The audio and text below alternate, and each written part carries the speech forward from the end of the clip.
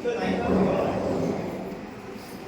ଆଜିକାଲି ଦୁନିଆରେ ଯେଭଳି ଭାବରେ ବର୍ତ୍ତମାନ ଏନଭାରମେଣ୍ଟ ଚେଞ୍ଜ ହେଉଛି, ଜଳବାୟୁ ପରିବର୍ତ୍ତନ ଘଟୁଛି, ତାର ଏକମାତ୍ର ସମାଧାନ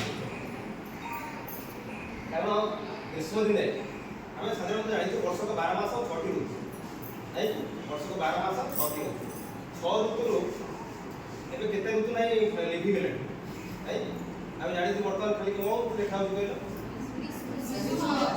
ଗ୍ରୀଷ୍ମ ବର୍ଷା, ନାଇଁ ଶୀତ କଥା ଦେଖିବାକୁ ଯାଉଛି, ଶୀତ ଟିକେ ଟିକେ ଆସୁଛି ପଳାଉଛି, କିନ୍ତୁ ଗ୍ରୀଷ୍ମ ବର୍ଷାଟା ଟିକେ ଆଖି ଦୃଷ୍ଟି ହେଇକି ଅଛି। ଆଉ ସବୁ ଋତୁ ସେ ସବୁ ଗଲାଣି, ଶରତ ବସନ୍ତ ହେମନ୍ତ ସେ ସବୁ ଗଲାଣି, ନାଇଁ ତେବେ କିଛି ଦିନ ପରେ ସିଏ ବି ସବୁ ପଳାଇବେ, କେବଳ ଯଦି ରହିବ ଗୋଟିଏ ଋତୁ ରହିବ, କେବଳ ଗ୍ରୀଷ୍ମ ଋତୁ ରହିବ।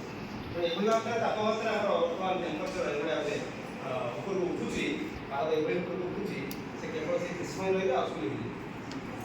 ଯଦି ଗ୍ରୀଷ୍ମ ରହିବେ ତାହେଲେ ଆମେ ବୁଝିପାରିବା ତ ଆମର ଜୀବନ